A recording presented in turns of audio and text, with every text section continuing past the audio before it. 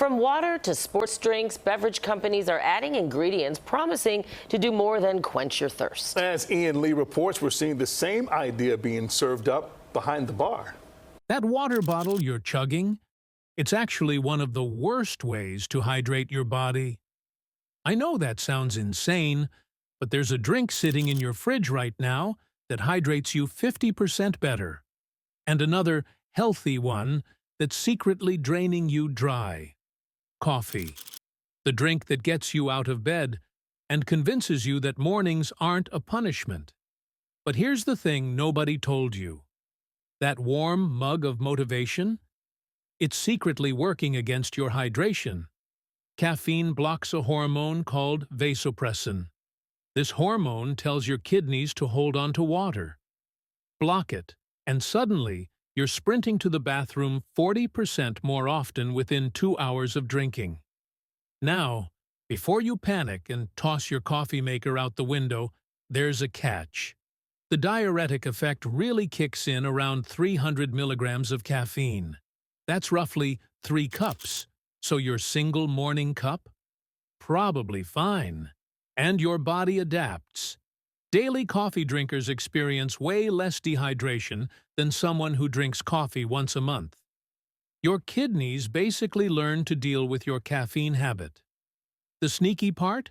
Coffee masks early dehydration symptoms. That fatigue you're fighting with another cup might actually be your body begging for water. But coffee isn't even close to the worst offender on this list. Here's the thing about that evening glass of wine. It feels relaxing. It tastes great. And by 3 in the morning, you're stumbling to the bathroom with a mouth drier than the Sahara. Alcohol suppresses vasopressin. That's the hormone telling your kidneys to hold on to water. Without it, your body basically opens the floodgates. For every single drink, you lose about 120 milliliters more fluid than you took in. Every single time. You're literally running a deficit with each sip. Wine and beer contain water, sure, but the alcohol's dehydrating power crushes any benefit by a ratio of 4 to 1. It's like trying to fill a bathtub with the drain wide open. And that hangover headache? Your brain actually shrinks slightly from fluid loss and pulls away from your skull. Pleasant thought, right? Alternating with water helps reduce the damage by about 30%. Not prevention, just damage control. But alcohol isn't the only beverage pulling double duty against you. Energy drinks are basically coffee and soda, having a baby that nobody asked for. Most cans pack between 80 and 300 milligrams of caffeine. That's the diuretic threshold in one serving. Your kidneys don't stand a chance. But here's where it gets sneaky. Guarana, that natural ingredient listed on the back? It's just caffeine wearing a disguise. Companies don't have to count it in the main caffeine total. So that 200 milligram can might actually be pushing 300. Then there's the sugar, 50 to 60 grams per can. Your body panics, releases insulin, and pulls water away from your cells to deal with the sugar flood. The carbonation makes things worse too. All those bubbles fill your stomach, so you feel full and skip water the rest of the day.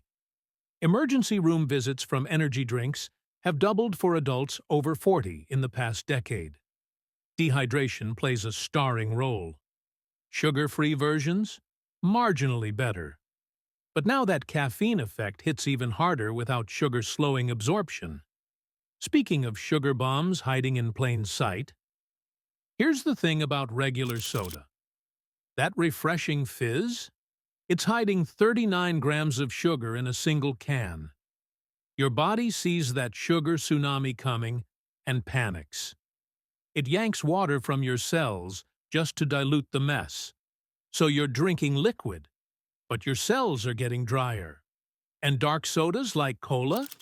They've got phosphoric acid pulling double duty. It messes with calcium absorption and makes you pee more. 2 dehydration pathways for the price of one. But the really sneaky part is what happens in your mouth. Soda tricks your thirst receptors into thinking you're satisfied. 30 minutes later, you're thirstier than before. It's like a loan shark for hydration. You pay back more than you borrowed. People who drink 2 or more sodas daily actually show mild dehydration in their blood work, consistently. Diet soda skips the sugar, sure, but that phosphoric acid is still there, still causing problems. Speaking of misleading drinks, fruit juice isn't the health hero you've been told. Commercial fruit juice seems healthy. The label shows pictures of fresh oranges. Vitamins are listed everywhere. But here's what that label won't tell you. Apple juice packs 24 grams of sugar per cup. Cola has 26. That's barely a difference. The concentration process is where things go wrong. Companies strip away all the fiber that would normally slow sugar absorption. What's left? Basically, sugar water wearing a vitamin costume. And that pasteurization everyone trusts? It destroys enzymes that actually help hydration at the cellular level. Gone. Cooked right out. Here's something older folks especially need to know. Citrus juice acidity irritates bladder walls. This means more bathroom trips than the fluid intake justifies. You drink 8 ounces, you lose what feels like 12. Want a simple fix? Dilute juice 50-50 with water. That drops the sugar load enough to shift it from dehydrating to roughly neutral. Or better yet, eat an actual orange. The fiber stays intact. Your body absorbs it properly. Speaking of drinks masquerading as healthy choices, sweet tea, the official drink of Southern hospitality, and a sneaky hydration saboteur. That glass your waitress just refilled? It's packing anywhere from 22 to 36 grams of added sugar. That's soda territory, y'all. Here's where it gets worse. You've got caffeine from the tea leaves and all that sugar working together. Double trouble. It's like your kidneys are getting hit from both sides. Then there's the ice-cold serving temperature. Feels refreshing, sure. But cold liquids cause blood vessels to constrict, which actually slows down how fast your stomach absorbs the fluid. The tannins in black tea aren't helping either. They bind to proteins and basically create little roadblocks for water trying to get where it needs to go. Ever notice how kidney stone rates are highest in the South? Not a coincidence. Chronic dehydration is the #1 cause. The fix is simple, though. Brew it weaker, sweeten it less. But sugar isn't the only sneaky villain here. Here's the thing about sports drinks. They were invented for college football players sweating through brutal 2-a-day practices in Florida heat. Not for watching the game from your couch. But marketing is powerful stuff. A 20-ounce bottle packs 34 grams of sugar. That's basically soda-wearing athletic clothes. And all that sodium everyone talks about? It only helps if you've actually sweated enough to need replacement. Sitting in air conditioning doesn't count. Your body only starts using electrolyte replacement benefits after about 60 minutes of continuous moderate exercise. That's a brisk walk for an hour straight, not a stroll to the mailbox. Millions of older Americans have been convinced these drinks are healthy choices. They're not. For sedentary people, they trigger the exact same dehydration cascade as regular soda. It's like putting premium racing fuel in a car that never leaves the garage. Expensive and pointless. But wait until you hear what actually beats water at hydration. Coconut water might be the closest thing nature ever made to a perfect hydration drink. Here's why.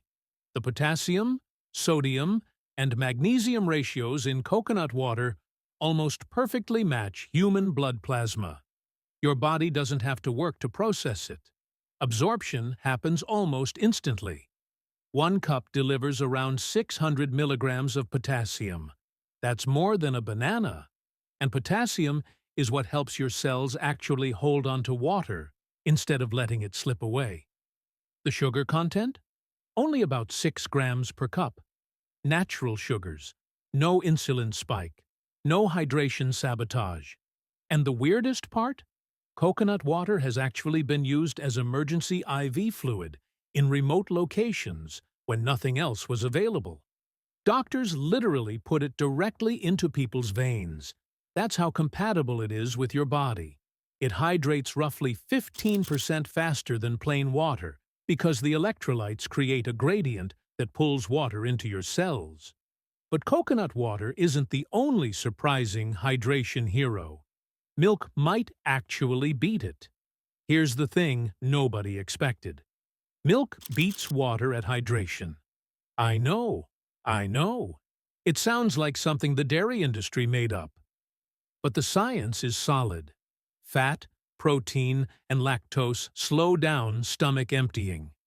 Your body absorbs fluid gradually instead of rushing it straight to your bladder. The sodium and potassium naturally present in milk?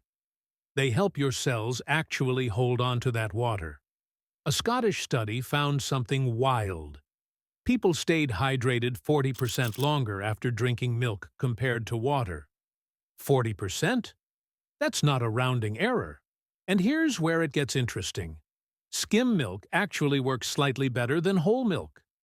Less fat means faster initial absorption, while those proteins still do their job. The casein protein forms a gel in your stomach. Sounds gross. Works beautifully. It releases fluid over hours, like a time-release capsule for hydration. Lactose intolerant? Lactose-free milk delivers identical benefits without the drama. But what if you want hydration without any calories at all? Herbal teas are basically water wearing a disguise, and your body falls for it completely. Chamomile, peppermint, rooibos, zero caffeine in any of them. That means zero diuretic effect. Every sip counts toward actual hydration. Here's something interesting. Warm liquids get absorbed slightly faster than cold ones. Your body doesn't have to work to bring them up to temperature first. It's ready to use immediately. But the real magic? Certain herbs like hibiscus actually support kidney function. Your kidneys run the whole hydration show, so giving them a boost helps everything work better. I started drinking herbal tea because plain water bored me to tears. Now, I drink twice as much fluid daily without even trying. The ritual matters. Making tea, waiting for it to steep. It turns hydration into something you actually want to do. 4 cups of herbal tea equals 4 cups of water. Plus, whatever bonus the herbs throw in. Speaking of bonuses, the next drink delivers hydration you can literally eat.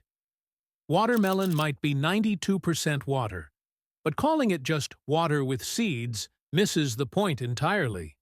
When you juice this fruit, you're releasing hydration in its most absorbable form. But here's what makes it special. Watermelon contains citrulline, an amino acid that relaxes your blood vessels. Better circulation means that water actually reaches your tissues instead of just passing through. The natural sugars? They come packaged with fiber, if you blend with the pulp, plus vitamins A and C that keep your cell membranes healthy.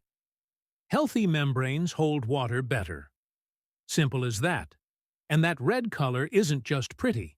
It's lycopene, an antioxidant protecting cells from damage that literally impairs their ability to stay hydrated. 8 ounces of watermelon juice hydrates like 10 ounces of plain water. The electrolytes do the heavy lifting. One catch, though. Make it yourself. Store-bought versions sneak in sugar and lose nutrients during processing. Now, speaking of simple upgrades that actually work, cucumbers are 92% water. But here's what makes them special. They don't just add water to your glass. They add minerals that actually help your body use that water. Silica leaches out of cucumber slices within about 30 minutes. This compound improves skin elasticity and helps tissues hold on to moisture longer. Your grandmother probably knew this trick without understanding the science. The weird part? People drink significantly more when water has even mild flavor. Studies show cucumber water drinkers consume 20 to 30% more fluid daily. Not because they're trying harder, because it tastes better. There's also caffeic acid in cucumbers. Reduces inflammatory water retention. That puffy feeling older adults know too well. Toss in some mint leaves and you've got a hydration powerhouse. Mint stimulates saliva and digestive fluids, priming your whole system for better absorption. One simple addition transforms boring water into something that works on multiple levels. But the next drink? It rebuilds your body while it hydrates. Bone broth is having a moment right now. Every health food store sells it for $8 a cup. But here's the thing. Your grandmother knew about this decades ago. She just called it soup. The collagen in bone broth does something water can't. It helps maintain that gel-like cushion between your cells, where water actually gets stored. Without enough collagen, water just passes through you like a tourist who doesn't stop to see the sights. And that sodium content? About 500 milligrams per cup. Sounds high, but it's exactly what keeps fluid from rushing straight through your system. The amino acids glycine and proline are the real MVPs here. They repair your gut lining, the place responsible for absorbing most of the water you drink. Damaged gut, poor absorption. Simple as that. Warm broth also triggers digestive processes that cold drinks don't. Making it yourself from leftover chicken bones costs basically nothing. Store-bought versions work, but they're often watered down. Speaking of plants that figured out hydration long before we did. Aloe vera survives in deserts where other plants die within days. How? It developed molecular tricks to trap and hold water that scientists are still studying. Here's what's wild. Those same compounds work inside your body. The polysaccharides in aloe juice coat your intestinal lining and help it absorb water more efficiently. Basically, every drink you have afterward hydrates you better. It's like upgrading your plumbing. And the electrolyte profile? Gentle but effective. Potassium, magnesium, sodium. All present without overwhelming your system. My neighbor started drinking 2 ounces daily. 8 weeks later, her dermatologist asked what she changed. Her skin hydration measurements jumped nearly 20%. The Aixmanin compound supports mucous membranes throughout your digestive tract. That's where hydration actually happens, folks. One warning, though. Buy inner leaf juice only. Some products contain aloin, which has laxative effects. That defeats the entire purpose. A plant from the harshest environments on Earth might be your hydration secret weapon.